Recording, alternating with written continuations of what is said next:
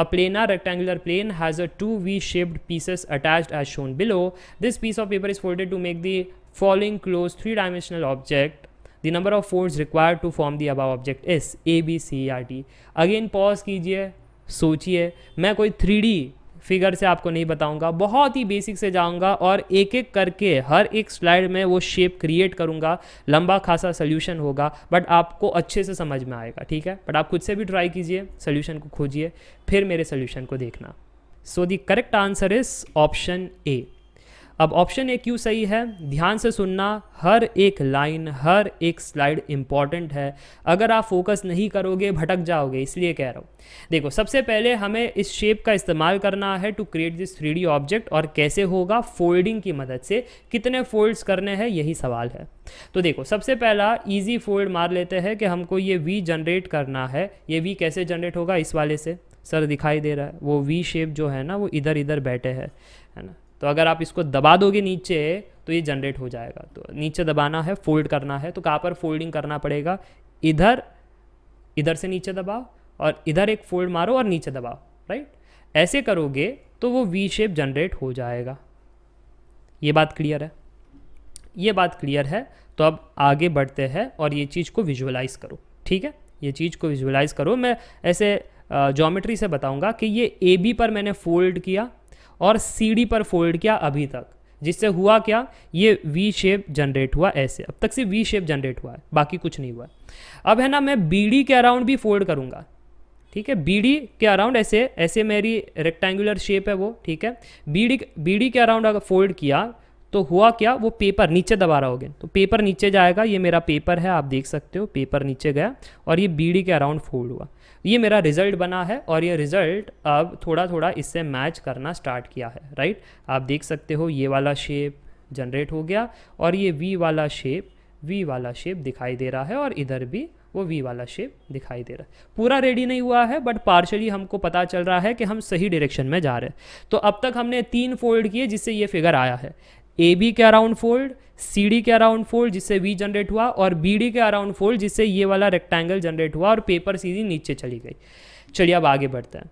अब जो आगे का स्टेप है वो है कंफ्यूजिंग, इसलिए देखना है फोकस के साथ, ध्यान से सुनना. अब हुआ क्या है कि अगर आप इस फिगर को ध्यान से देखो, है ना, इस फिगर को ध्यान से देखो तो इसके अंदर 2 रेक्टेंगल छुपे हुए हैं. 2 रेक्टेंगल कैसे हुए, देखो इस वाले शेप को देखो, ये बड़ा वाला और ये छोटा वाला. समझ में आया, यहाँ से एक बड़ा वाला रेक्टेंगल अंदर बैठा है और इस वाले से एक छोटा वाला रेक्टेंगल अंदर बैठा है. क्या आप ये देख पा रहे हो, अगर आप देख पा रहे हो तो अब मैं बात जो यहाँ पर फोल्डिंग की कर रहा हूँ वो बड़े वाले रेक्टेंगल के बारे में बात कर रहा हूँ, ठीक है.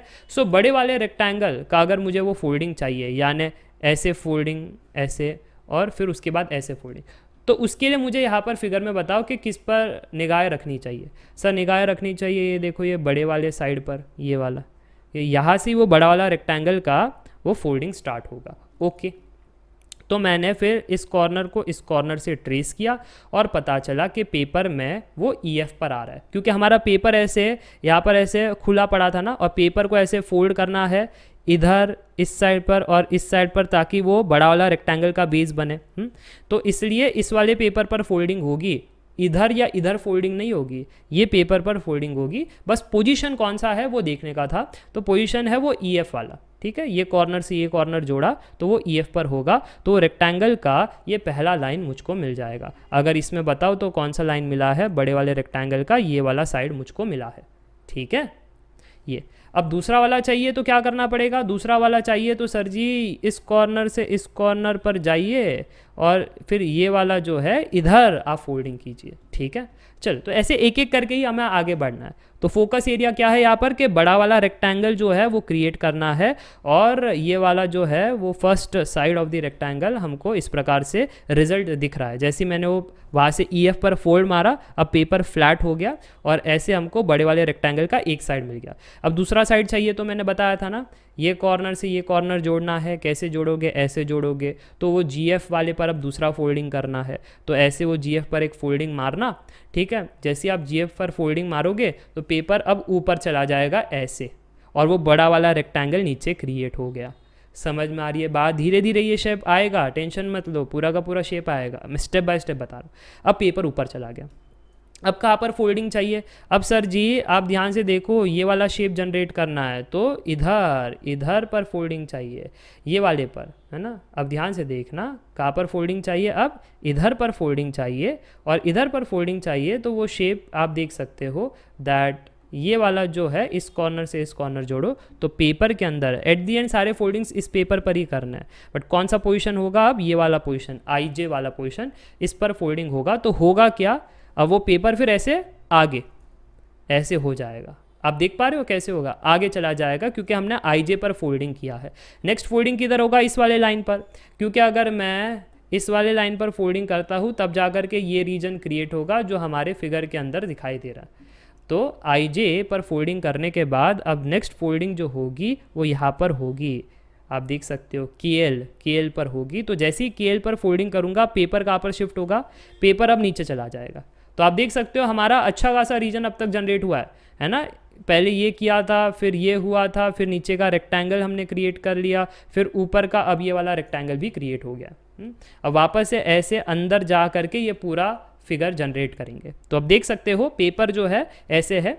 अब वो जो बड़ा रेक्टेंगल छोटा रेक्टेंगल था, तो बड़ा रेक्टेंगल हो गया, अब छोटे रेक्टेंगल की बारी। अब जब छोटे, देखो ये वाले शेप की बारी, ये छोटा रेक्टेंगल, जब ये छोटा रेक्टेंगल है इसके पास भी दो साइड है, ये वाला साइड पहला है ना, ये देखो ध्यान से, चाहूँ तो मैं यहाँ पर इससे ऐसे बता सकता हूँ, ये वाला पहला साइड, इसको फोल्ड मारेंगे ऐसे, फिर ये वाला दूसरा साइड, ठीक है। This is my first and this is my second. तो मैं अब फर्स्ट वाले पर फोकस कर रहा हूँ। तो ध्यान से देखना, वो छोटा वाला जो रेक्टेंगल है, वो छोटा वाला रेक्टेंगल इसी से हमको प्राप्ति हुई थी, ठीक है। तो ये वाला जो कॉर्नर्स अगर हमने ज्वाइन किया तो ये MN होगा, इसके ऊपर फोल्डिंग करना है। तो जैसे ही मैं फोल्डिंग करूँगा, यहाँ पर फोकस करना हमारे रिजल्ट के अंदर, ठीक है। ये MN वाला इस पर फोल्डिंग करूँगा तो अब हमारा शेप कैसा होगा? फिर पेपर है ना MN के इसके बाद ऐसे फ्लैट हो जाएगा, राइट। फिर नेक्स्ट कहाँ पर फोल्डिंग करना है? ये जो रेक्टेंगल का दूसरा साइड है, इस कॉर्नर को इस कॉर्नर से जोड़ा तो ये OP हो गया, राइट। तो OP पर फोल्डिंग करेंगे तो अब पेपर ऊपर चला जाएगा, और ऊपर चला जाएगा और जो फिगर है वो एकदम से क्रिएट कर देगा। तो ऐसा हमारा फिगर 3D हमने जनरेट किया है, बिल्कुल स्टेप बाय स्टेप। अब ध्यान से देखना, मैं रिकैप पे जा रहा हूँ कैसे हमने क्रिएट किया है। कि हमारा पेपर ऐसा था, है ना, रेक्टेंगल और दो V, पहले इसको दबाया, दोनों को AB एंड CD के अराउंड फोल्ड किया, V शेप की प्राप्ति हुई, V शेप। फिर ये वाला रेक्टेंगल प्राप्त करना था, इसलिए BD के अराउंड दबा दिया, तो पेपर भी नीचे चला गया, और BD के अराउंड दबाने के बाद ये रेक्टेंगल जनरेट हो गया, ठीक है। फिर हमने नेक्स्ट क्या किया? बड़ा वाला जो रेक्टेंगल है उसका हमको शेप चाहिए था, तो EF एंड GH के अराउंड हमने फोल्डिंग की, EF पर फोल्डिंग किया, फिर GH पर फोल्डिंग किया, तो बड़ा वाला रेक्टेंगल का बेस आ गया और पेपर हमारा चला गया ऊपर। फिर क्या करने का था? हमको ये वाला रेक्टेंगल क्रिएट करने का था, इसलिए हमने क्या किया? IJ एंड KL पर फोल्डिंग किया, और इससे हुआ क्या? पेपर हमारा नीचे चला गया, देख पा रहे हो। IJ एंड KL पर फोल्डिंग किया तो पेपर नीचे चला गया। फिर क्या करने का था? हमको रेक्टेंगल जो छोटा वाला रेक्टेंगल वो जनरेट करना था, इसलिए अब हमने क्या किया? अब हमने MN एंड OP पर फोल्डिंग क्रिएट किया, जिससे हमारा अब जो 3D फिगर है वो जनरेट हो गया। तो अगर आप ओवरऑल फोल्ड्स देखो, ABCD BD EF GH IJ KL MN OP, हमने 9 फोल्ड्स किए to create our 3D figure, hence the correct answer is 9। मज़ा आया? तो बहुत मेहनत लगी थी ये सोल्यूशन क्रिएट करने के अंदर और एक्सप्लेन करने में, एंड आई होप कि मुझे जो एक्सप्लेन करना था वो आप तक पहुंच चुका है। नहीं तो बहुत सारे टीचर्स या बहुत सारे बुक्स कहेंगे this is a self explanatory, ये खुद से करो, या 3D पेपर पे ऐसा पहले पेपर बनाओ, उसको फोल्ड करके ट्राई करो। मुझे ऐसा था कि एग्ज़ाम में तो पेपर मिलेगा नहीं, तो फोल्ड करके क्या ही मतलब। स्लाइड से आपको समझना चाहिए, पेन पेपर से समझना चाहिए कि हम करना क्या चाहते हैं, और एक प्रॉपर हम कह सकते हैं कि एक स्टोरी के फॉर्म में इसको एक नरेट किया है, जिससे आपको ये प्रॉपरली क्लियर हो गया कि 9 फोल्ड्स कैसे लगे, ठीक है।